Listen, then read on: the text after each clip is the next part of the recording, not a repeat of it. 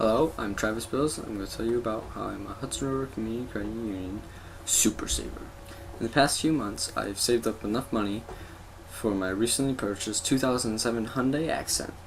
It only has 40,000 miles on it as of now, and I'm currently saving all of my money from my job at Coleman Factory Outlet in Lake George and any other side jobs that I perform to pay for gas, and the rest of it will be going for my college fund, which I will be using for loans and things like that I will be paying for during my years in college.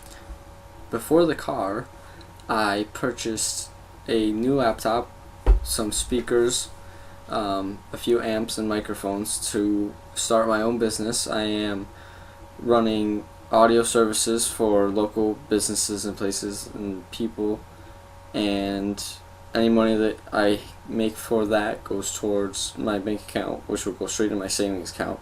Along with that, I also do theater work and work sound equipment for local theater groups, and any money that I go towards that saves straight into my account, and I don't touch any of that money unless it is absolutely needed for gas or bills that I need to pay, insurance, cell phone, etc.